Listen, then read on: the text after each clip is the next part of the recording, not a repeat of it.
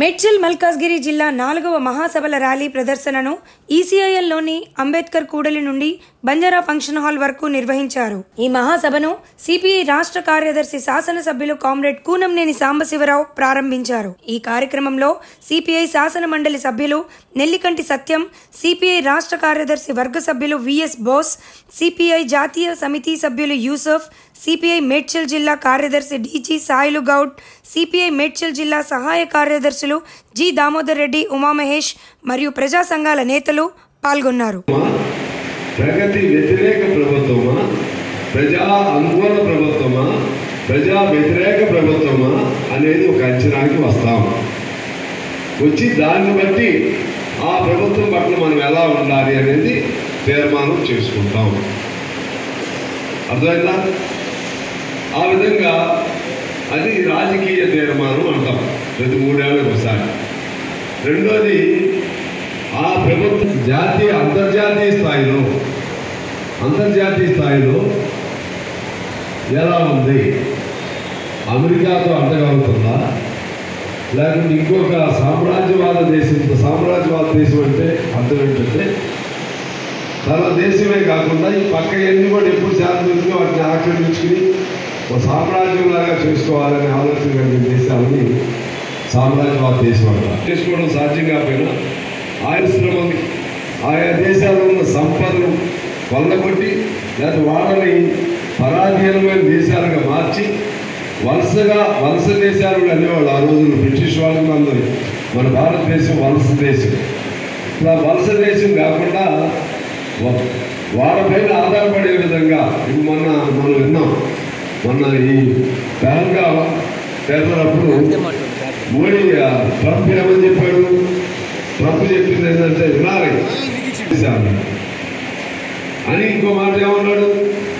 మీ ఇద్దరికి మీ ఆర్థికపరమైన నిషేధం పెడతా, వాణిజ్యంలో మీకు టారిఫ్లు పెంచుతా, మీకు సహాయం చేయను అనేసరికి ఈయన విత్డ్రా అయ్యాడని చెప్పి మనకి పేపర్లో వార్తలు వస్తూ ఉన్నాయి.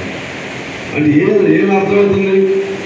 ఇందాక నేను చెప్పానే, ఇతర దేశాల మీద సామ్రాజ్యవాద పెత్తనం అంటే అది. మన దేశంలో మనం ఏమి నిర్ణయం చేయాలనేది కూడా వాడు నిర్ణయిస్తాడు.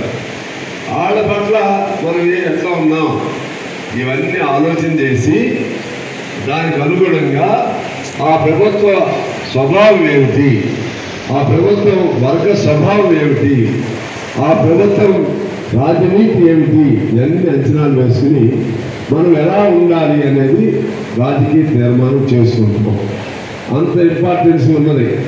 అందువలన బీజేపీని మనం ఎప్పుడు కూడా అంచనా వేసేటప్పుడు బీజేపీని ఈ దేశానికి అనుకూలమైనటువంటి మంచిది కావాలంటే అడుగుతారు. మీరు ఆగి కూర్చోండి, అప్పుడే మంచి.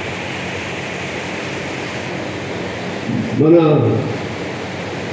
ఈ మహాసభల్లో ఇటువంటి అన్ని అంశాలని ఆలోచన చేసి ఒక తీర్మానం చేస్తే ఈ 3 ఏళ్ళు దాన్ని అమలు చేయాలి మనం. దానిలో భాగంగా బీజేపీ అనేది ఒక మతోన్మాద పార్టీగా మన అంచనా. అందువల్ల బీజేపీతో మనకు సఖ్యత లేదు. గతంలో కాంగ్రెస్ పార్టీ భూస్వాములకు అనుకూలంగా ఉండే పార్టీగా భావించేవాళ్ళం. అందువల్ల కాంగ్రెస్తో మనకు అనుకూలత లేదు. ఎప్పుడైతే బీజేపీ రంగంలోకి వచ్చిందో మతోన్మాదం అన్నిటికంటే ప్రమాదకరం కాబట్టి ఆయా సందర్భాల్లో కాంగ్రెస్తో కూడా కొన్నిసార్లు కలవలసి వస్తుంది. మతోన్మాదం అంటే అత్యంత ప్రమాదకరమైనటువంటి సిద్ధాంతం. మతోన్మాదానికి సంబంధించి కాంగ్రెస్ పార్టీ బీజేపీ లాగా మతోన్మాద పార్టీ కాదు. ఇటువంటి అన్ని అంచనాలు వేస్తాం మనం. అందువల్ల ఇవాళ ఈ కాంగ్రెస్తో పొత్తు పెట్టుకున్నామంటే ఈ 1-2 స్థానాల కోసం కాదు, మొత్తంగా దేశంలో ఎలా ఉందో అంచనా వేసి దేశంలో మన పార్టీ చేసే నిర్ణయానికి అనుగుణంగానే ఇక్కడ మనం ఉండాలి రాష్ట్ర పార్టీ. ఆ విధంగా ఇవాళ ఈ మహాసభలు అంటే దాని ప్రాధాన్యత అది. దాన్ని రాజకీయ తీర్మానం అంటాం. ఈ రెండోది ఉన్నది నిర్మాణం అంటే మనం 3 నెలలకో 4 నెలలకో సమావేశం జరుపుతున్నామా? అలాగే దానికి అనుగుణంగా జిల్లా ఆల్ ఇండియా జరగాలి. ఆల్ ఇండియాలో చేసిన నిర్ణయాన్ని రాష్ట్రంలో మహాసభలో